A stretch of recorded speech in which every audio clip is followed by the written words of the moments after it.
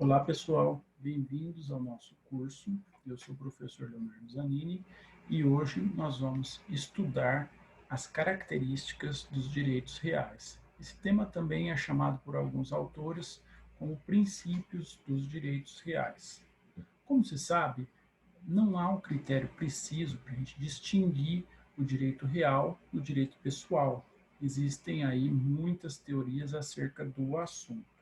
Em razão disso, os autores destacam alguns traços característicos dos direitos reais, o que é feito com o objetivo de comparar esses direitos reais e realizar uma diferença desses direitos reais em relação aos direitos pessoais. Então, há ainda autores que não falam, como eu já mencionei, em características dos direitos reais, mas sim em princípios dos direitos reais. Pois bem, várias dessas características, elas podem ser verificadas no conceito de direito real. Esse conceito ele é apresentado por diversos autores, nos diversos livros, em diversos manuais, cursos, a gente vai sempre encontrar um conceito de direito real. E quando a gente analisa esse conceito, a gente vai encontrar o tema aqui do nosso estudo agora. Um desses conceitos é aquele dado por Lafayette. Nós vamos considerar esse conceito, né, e esse autor ele vai dizer que o direito real é o direito que se prende à coisa, prevalecendo com exclusão da concorrência de quem quer que seja, independendo para o seu exercício da colaboração de outro e conferindo ao seu titular a possibilidade de buscar a coisa onde quer que se encontre para sobre ela exercer seu direito. Então, essa é a definição, a concepção do Lafayette acerca do direito real. E aí, desse modo, a partir dessa concepção dada pelo Lafayette, nós podemos analisar as características dos direitos reais, ou seja, nessa concepção existem aí, são elencadas várias dessas características. O primeiro ponto que nós vamos analisar é o caráter absoluto ou princípio do absolutismo. O direito real, ele é oponível contra todos, isso é, ele vale erga omnes, essa expressão aí latina erga omnes significa contra todos. É que o direito real, ele representa uma prerrogativa do seu titular que deve ser respeitada por todos. Todas as outras pessoas devem se abster de molestar o titular do direito real e devem respeitar esse direito real. O caráter absoluto, ele decorre de ser o direito real um poder direto e imediato sobre a coisa. E aí daí surgem o direito de sequela, né? Nós temos aí dois outros direitos, né? O direito de sequela ou ius persequendi, que significa que o titular do direito real ele pode reivindicar e perseguir a coisa em poder de quem quer que a detenha ou possua. Então, quando a gente pensa em direito de sequela, nós estamos pensando aí na prerrogativa de perseguir e reivindicar a coisa em poder de quem quer que a detenha ou possua. E aí, para tanto, o titular do direito real, em razão aí da sequela, ele vai ter à sua disposição a ação real, que pode ser endereçada em relação a qualquer pessoa que detenha o objeto desse direito. Também decorre do caráter absoluto o direito de preferência, ou ius preferendi. E é por isso que a tutela do direito real ela é sempre mais vigorosa e eficaz do que aquela tutela do direito obrigacional, haja vista a existência do caráter absoluto e das consequências aí, o direito de sequela, o direito de preferência e a ação real. Então, diferentemente dos direitos reais, os direitos obrigacionais, eles não vão ter toda esse vigor, essa eficácia, eles vão se resolver em perdas e danos e não se exercem contra todos, mas sim em face de um ou de alguns sujeitos determinados. E aí, por isso, esses direitos pessoais ou direitos obrigacionais, eles dispõem de uma ação pessoal e não de uma ação real.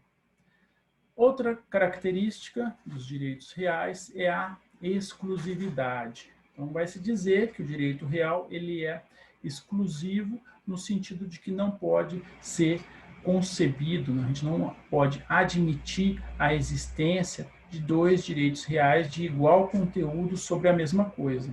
Então, quando nós pensamos na existência de um direito real, como por exemplo a propriedade, essa propriedade ela vai ser de uma pessoa. Eu não posso pensar na existência de duas pessoas tendo exatamente a mesma propriedade. Então, a pessoa, o A, não pode ser titular de uma casa e o B ser ao mesmo tempo titular, né, do mesmo direito, de igual conteúdo sobre essa casa. Ou um é titular ou o outro é titular.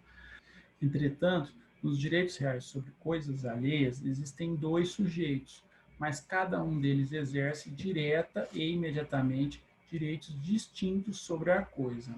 Ainda no caso do condomínio, cada condômino tem direitos a porções ideais, distintas e exclusivas. Ou seja, quando a gente pensa na exclusividade, a exclusividade ela não é afastada pelos direitos reais sobre coisas alheias. Já vista que, apesar de nesses direitos reais sobre coisas alheias existirem dois sujeitos, eles exercem o seu direito de forma diferente. E no condomínio, também o condomínio não afasta a exclusividade, porque no condomínio, cada condomínio tem direito a porções ideais, distintas e exclusivas. A próxima característica é a publicidade, né? Ou podemos ainda falar em princípio da publicidade. Como os direitos reais são oponíveis erga omnes, é necessário que todas as pessoas, né, que todos possam conhecer os seus titulares. Desse modo, na quase totalidade dos casos, os direitos reais sobre imóveis só se constituem após o registro no cartório de registro de imóveis. Então, é necessário que o título que constitui esse direito real sobre uma coisa imóvel ele seja registrado no cartório de registro de imóveis. Essa previsão consta do artigo 1227 do Código Civil. Então, em tese, a publicidade que vai resultar desse registro vai cientificar qualquer interessado da existência desse direito real, e o que vai impedir, portanto, a alegação de ignorância acerca da existência desse direito real. Expõe, então, o artigo 1227 do Código Civil. Os direitos reais sobre imóveis constituídos ou transmitidos por ato entre vivos só se adquirem com o registro no cartório de registro de imóveis dos respectivos títulos, artigos 1245 a 1247, salvo os casos expressos neste Código. No caso das coisas móveis, então, quando a gente pensa em coisas móveis, a publicidade ela vai se dar de uma forma diferente.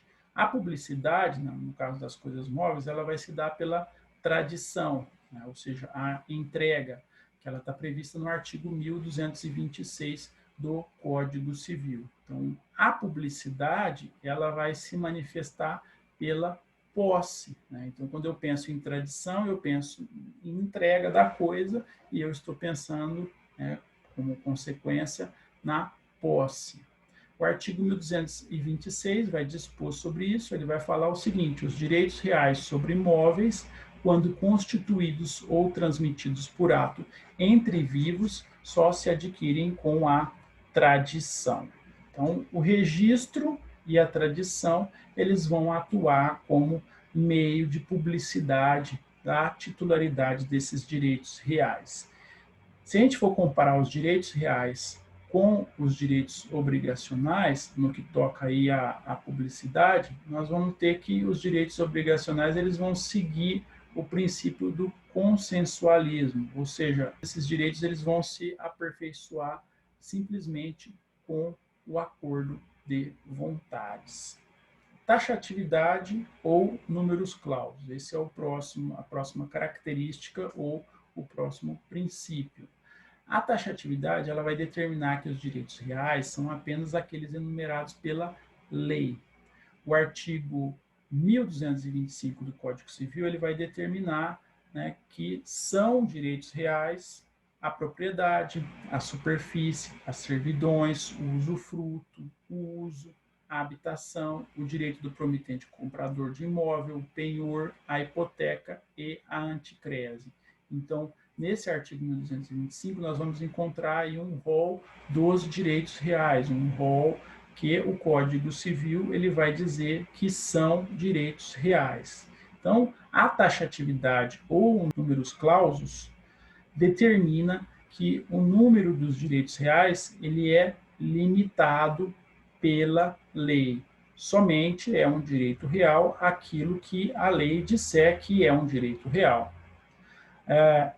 Nesse rol do artigo 1225, a gente pode aí observar algumas diferenças quando compararmos com o Código Civil de 1916. Então, no artigo 1225, quando comparamos aí o rol com o artigo 674, que era o artigo do Código Civil de 1916, nós vamos observar as seguintes alterações. A enfiteuse, que existia no código anterior, ela foi substituída pela superfície. E existe aí uma disposição importante acerca desse tema, que é o artigo 2038, que vai dispor que fica proibida a constituição de enfiteuses e subenfiteuses, subordinando-se às existentes até a sua extinção às disposições do Código anterior, ou seja, do Código Civil de 1916. O outro direito real que a gente tem aí para observar são as rendas expressamente constituídas sobre imóveis. Esse direito deixou de existir e deu lugar aí ao direito do promitente comprador. Então, nós temos duas substituições, a enfiteuse foi substituída pela superfície e as rendas expressamente constituídas sobre imóveis, elas foram substituídas pelo direito do promitente comprador de imóvel. Temos ainda a Lei 11.481 de 2007, que, buscando novas soluções para a moradia no nosso país, ela prevê medidas voltadas à regularização fundiária de interesse social em imóveis da União, ou seja, foram acrescentados aí outros direitos reais ao rol do já mencionado artigo 1225, e esses direitos reais aí, então, estão relacionados à regularização fundiária de interesse social em imóveis da União. São eles, no inciso 11 do artigo 1225, nós temos a concessão de uso especial para fins de moradia, e no inciso 12 nós temos a concessão de direito real de uso. Podemos ainda mencionar a Lei 13.465, de 2017, que incluiu no artigo 1225 o inciso 13, com a previsão da laje, o chamado aí direito de laje. Diante de todas essas alterações, que foram incluindo outros direitos reais no rol aí do artigo 1225, uma questão interessante é saber se a enumeração prevista aí no artigo 1225 ela é meramente exemplificativa ou se, pelo contrário, ela é taxativa. Bom, o direito real ele é uma espécie de direito que vem munido de regalias importantes. Então, o direito real ele é um direito mais forte que outros direitos. Ele tem oponibilidade erga omnes, ele tem a sequela, ele tem a ação real. Então, em razão de ser um direito mais forte, a sua Constituição, a Constituição desse direito, ela não pode ficar à mercê, ao arbítrio da pessoa. Então, eu não posso simplesmente querer criar um direito real novo que não existe e eu simplesmente vou lá e crio. Isso não é permitido, tudo em razão dessas características, dessa força que o direito real ele tem. E a gente ainda tem uma outra previsão, além dessa situação aí, a gente tem a previsão do artigo 1227, que vai condicionar a existência desses direitos reais ao seu registro no cartório de registro de imóveis. Então, em função disso, o elenco que a gente tem no artigo 1225, ele é um elenco que pode ser ampliado, mas ele somente pode ser ampliado pelo legislador. Ou seja, um direito real, ele pode ser criado, mas ele depende de lei para ser criado, porque ele tem todas essas características especiais, então somente a lei pode criar esse direito, não um particular. O particular não pode pegar e, quando bem entender, criar um novo direito real. A criação de um direito real fora do rol do Código Civil, isso já aconteceu anteriormente, aconteceu na época que esteve em vigor o Código Civil de 1916. Então, quando entrou em vigor o Decreto-Lei 58, de 10 de dezembro de 1937, passou a existir um direito real que era o compromisso de compra e venda. Compromisso de compra e venda, desde que inscrito no registro imobiliário e sem cláusula de arrependimento. Então, nós tínhamos um rol de direitos reais previstos no Código Civil de 1916 e, fora desse rol, o legislador criou, pelo Decreto-Lei 58, um outro direito real, que é o compromisso de compra e venda. Então, o que nós temos é que a grande maioria dos direitos reais está previsto aí nesse rol do artigo 1225 do Código Civil. Mas é possível que a legislação ela venha a criar outros direitos fora do Código.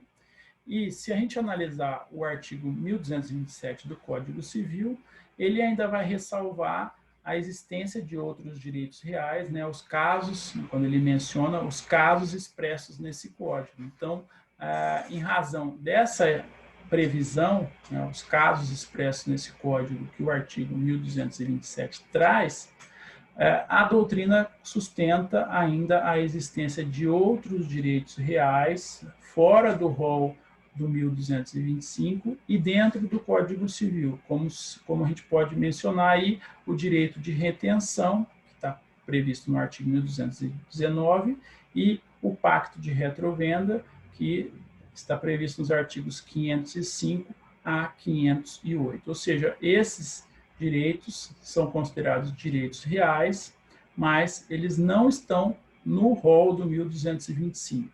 Em suma, o que nós temos? Nós temos que, no rol do 1225, estão previstas a maioria dos direitos reais. Dentro do próprio código, é admitido, se o código expressamente permitir, que haja um direito real fora do rol do 1225, como foi mencionado, o direito de retenção e o pacto de retrovenda. E também é permitido que o legislador, por meio de lei, crie um novo direito real fora desse rol e fora do Código Civil. Então, é possível que uma legislação esparsa crie.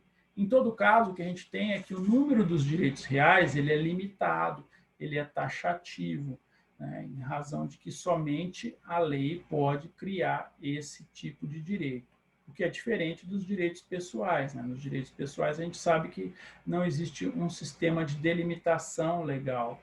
É possível a criação de um contrato inominado, apesar da existência dos contratos nominados, que estão previstos no Código Civil, é possível a criação de um contrato inominado. Então, assim, nós temos a contraposição, no caso dos direitos reais, nós temos a técnica do numerus clausus, e no caso dos direitos obrigacionais, nós temos o numerus apertus. Outra característica dos direitos reais é a tipicidade. A tipicidade significa que os direitos reais existem de acordo com tipos legais. Então, a norma ela vai enumerar e definir determinados tipos de direitos reais, de maneira que os direitos reais vão corresponder a esses modelos. Os tipos ou modelos são previstos de forma taxativa pela lei. Então, ao lado do princípio da taxatividade, que vai trazer vai enumerar quais são os direitos reais, nós temos ainda o princípio da tipicidade, que vai determinar como esses direitos reais previstos pela taxatividade são regulados. Então, se eu pensar, por exemplo, no usufruto, o usufruto ele é um direito real, então ele foi taxativamente previsto ali no rol do artigo 1225, mas Qual que é a extensão do usufruto? Como esse usufruto é regulado? Então, quando eu penso na extensão ou como esse direito ele é regulado, eu estou pensando na tipicidade. Então, a gente não pode confundir a tipicidade com a taxatividade. Outra característica dos direitos reais é a perpetuidade. A perpetuidade significa que a propriedade é um direito perpétuo. Essa propriedade ela não pode ser perdida pelo não uso. Então, se eu tenho um imóvel no centro de uma cidade, esse imóvel vai continuar sendo meu, mesmo que eu não use esse imóvel. A pessoa ela somente vai perder esse imóvel, então somente é possível sua perda pelos meios e formas previstas na legislação. Então é a legislação que vai dizer como um direito real vai ser perdido.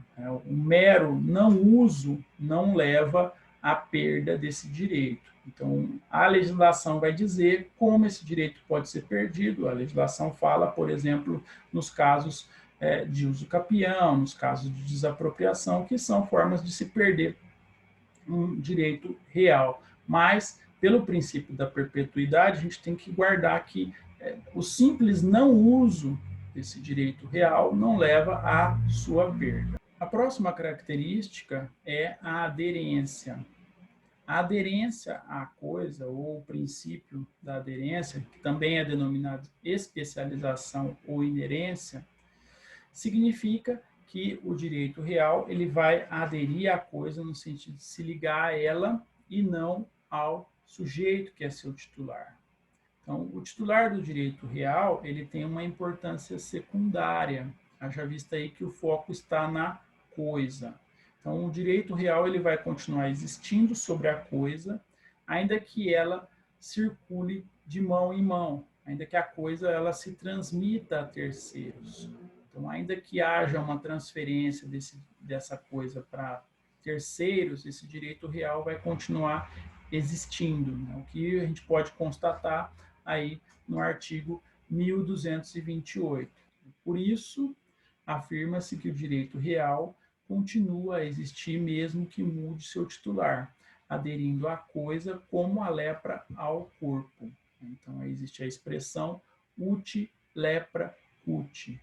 E aí, para a gente entender isso de uma forma um pouco mais fácil, significa que se eu pegar, por exemplo, uma servidão predial, existe um fazendeiro, ele tem uma propriedade, e nessa propriedade existe uma servidão predial. Quando ele vende esse imóvel, esse direito real, essa servidão predial, ela passa para outra pessoa que adquire o imóvel. Então, ainda que a pessoa adquira o imóvel não queira ter que arcar com essa servidão predial, como ela é um direito real, esse novo proprietário vai ter que aceitar essa servidão predial, em razão aí do princípio da aderência, né? Da aderência do direito real à coisa.